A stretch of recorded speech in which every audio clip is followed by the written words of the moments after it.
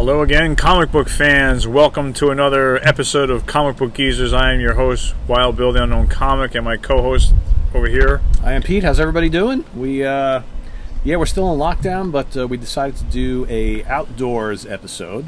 Yeah, first time together without masks or gloves in a while. So yes, we're a little bit apart, but we're trying. We're outdoors. We're trying to be as safe as possible. But we had some technical difficulties with doing the Zoom, so we figured, you know what, just gonna knock it out today. Yeah. So hello again.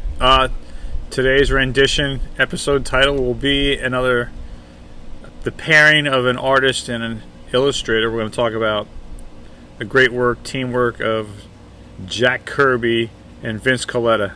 Exactly. On Thor. Yeah. So Pete's, and this is all these books are from Pete's collection, so he's going to kick it off and show you some of this good stuff. So we did a couple weeks ago, we did Jack Kirby and Joe Sinnott and their great team up on a long run of Fantastic Four.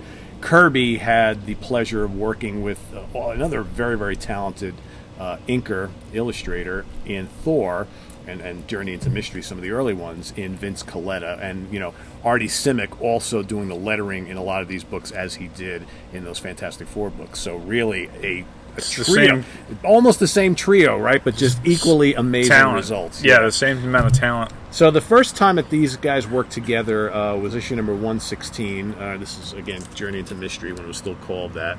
So, and you'll really see, like, over the course of the next few books, that these really start to take on a life of their own. And as good as this is, it gets even better.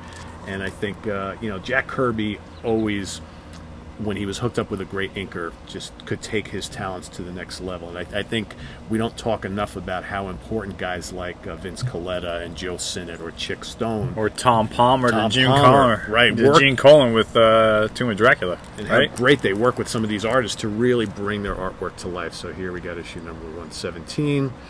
All right, they took and I'm not going to show all of them, but they took a little break from each other for a couple of issues, but then came back with this one, which is one of my favorites. And we've opened this up before, and we may open up a couple of these as we're going along, just to kind of show you some. We may not, pages, or we may not. I don't know. So here, this whole little run with the Absorbing Man, I think, is what really got these guys started on a great foot together. And here, you've got the Absorbing Man, who, of course, got his powers from Loki, and then finds his way to Asgard and confronts Odin. I mean, it's just like it's an epic story. Like, what are you doing here? Yeah, exactly. Odin saying to this mortal. Exactly. And here, I've been cahoots with your evil son Loki. That's right. And here he is there. See the two of them right here. This is a great issue, great cover too. A lot of these are just fantastic covers. And then, you've got the great meeting between Hercules and Thor, which didn't actually happen in this issue, but here's where they introduce Hercules. All right, but here, then, this is the beginning of the Pluto. That's right. Yep. Escapades. Yep. So here, when meet the Immortals, and gee, I wonder who that is. Who could it be? Was that the Hulk? No. Hercules. It's Hercules. Good guess. And again, you know why they're fighting? They're fighting because Hercules took a liking to Jane Foster. There you go. And of course, and Hercules. The love conflict, the love triangle conflict of interest there, right? And they eventually, obviously get over that. There's no threesomes in the comic book world. No, at least not back then, right? No. 19 was the 65. 1960 something. Yeah. And there's probably 1966, 65, maybe a little bit younger, 64. At least. Yeah, well, let's take a look. Let's open one up. All right. 12 centers. 12 centers. Let's see if we get some fantastic splash pages on this one here. All right, let's take a look. Drum roll. So as far as the year goes, we are at... We got a hole in the cover. Ooh. Oh, yeah, right there. Damn. Yeah. That's nasty. 1966. 66, okay. So let's see. So we're right in target. Yeah. Pretty much. Let's see if we can You're looking for a good splash page? I'm looking for a good splash page. I see the submarine ad. You just went by it. Where you going, dog? We got the dogs out. Pete's got some dogs.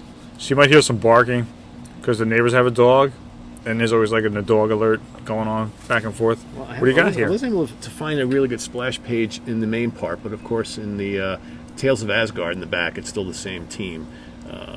Which are reprints of earlier Journey into Mystery stories, right? I believe? No, they were actually new stories made specifically for these, which is actually pretty neat, and that ran for quite a while.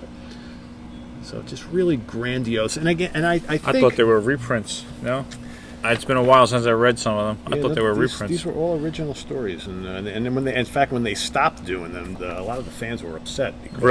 Because they liked having to.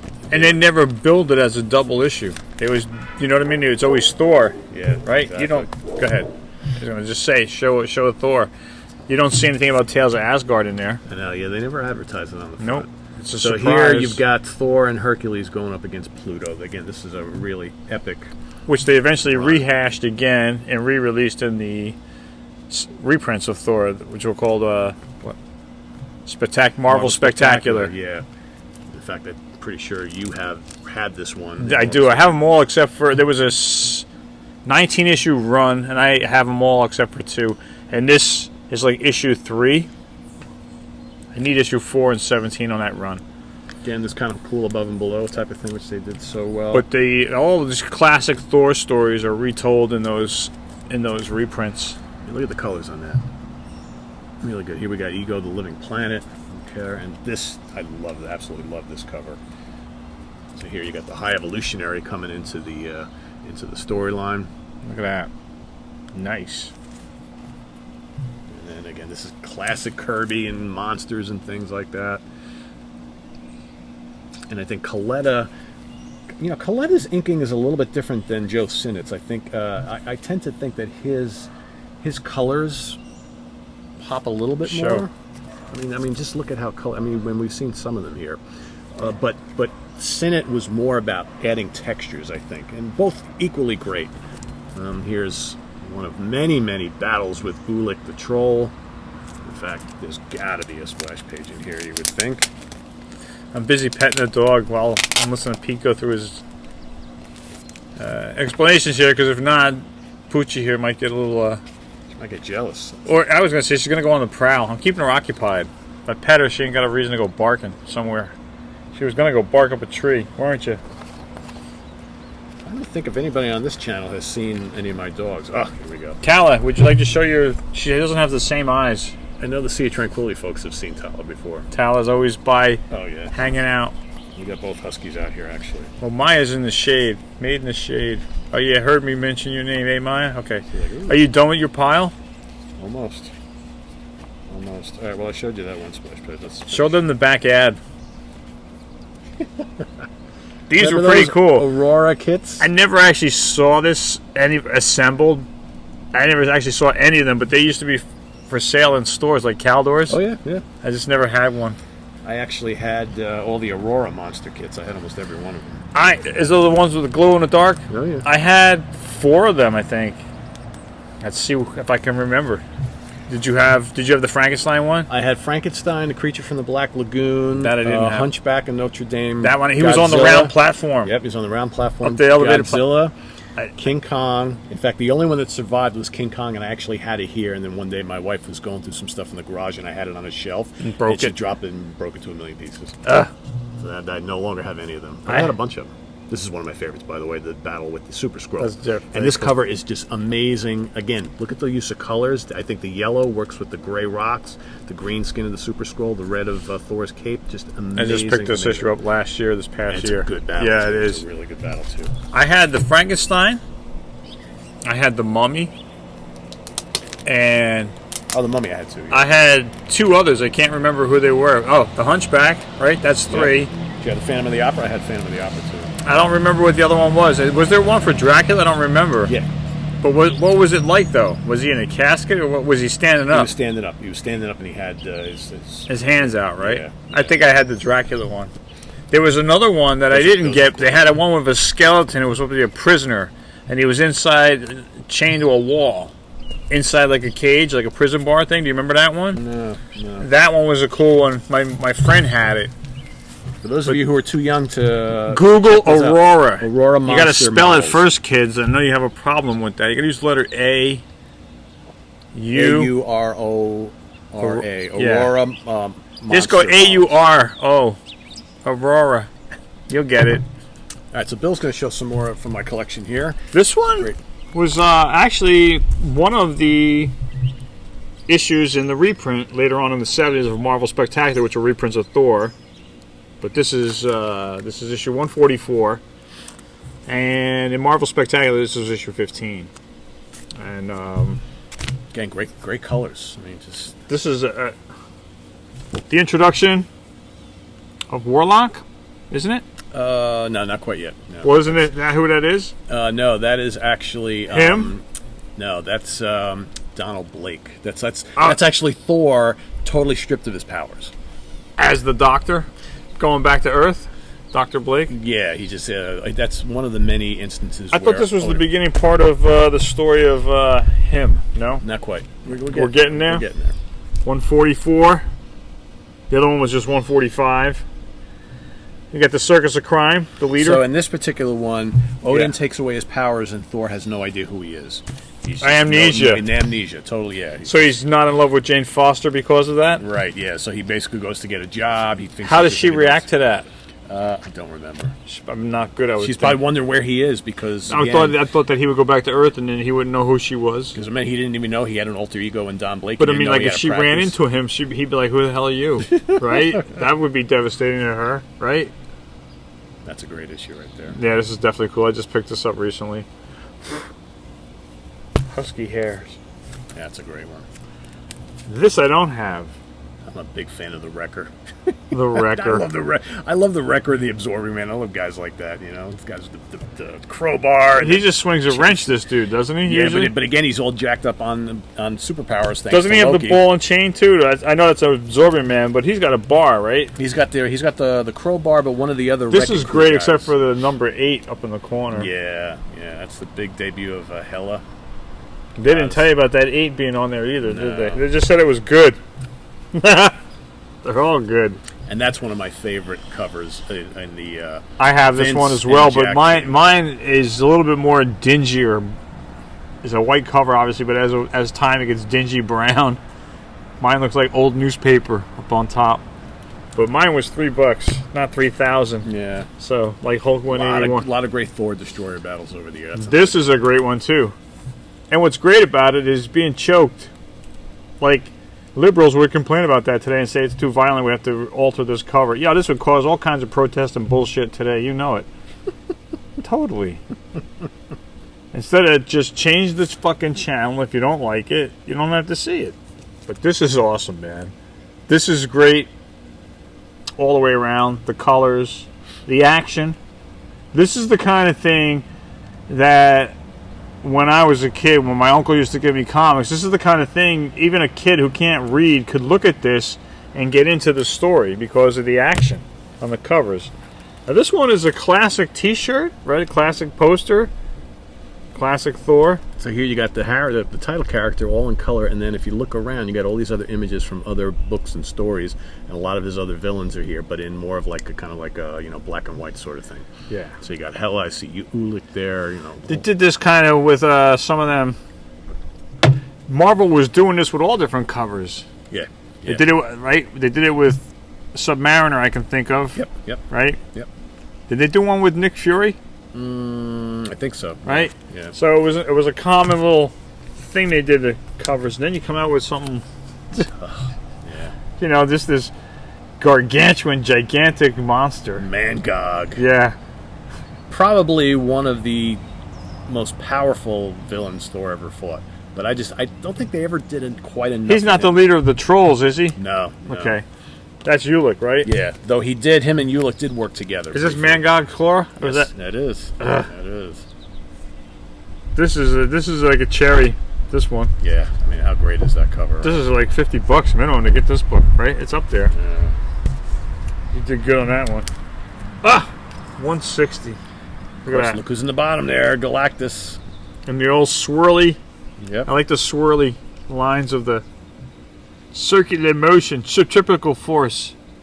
The centrifugal what's force. interesting here is to see, because again, remember Galactus at this time was also being featured a lot in the Fantastic Four books. So it's interesting to look and see. All right, and obviously Kirby drew both, but interesting to look at the Fantastic Four books that are inked by Joe Sinnott on the Galactus run, and then to see Vince Colletta here.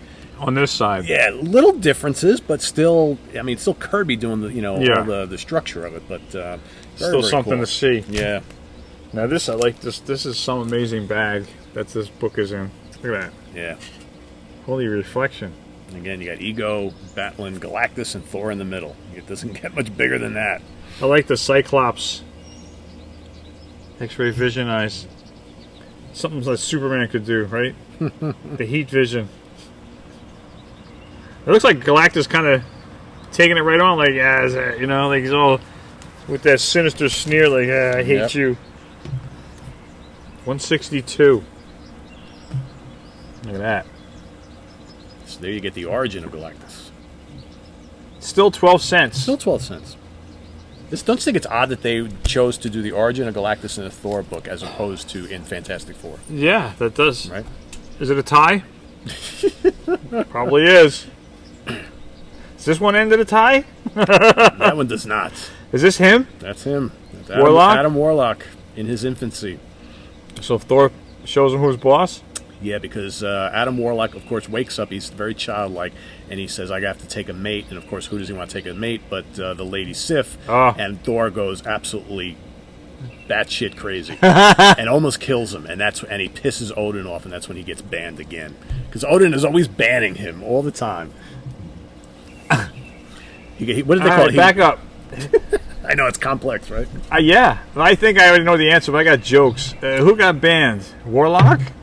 No. Thor got Because he should be the one getting banned. He showed up and started all this trouble. Odin bans Thor for wanting to get all jealous. As always, Odin doesn't know the whole story, so he just... Well, he never listens to Thor. No, right? he doesn't. Like I never listen to you when you're trying to say something. Right? I always step on you, right?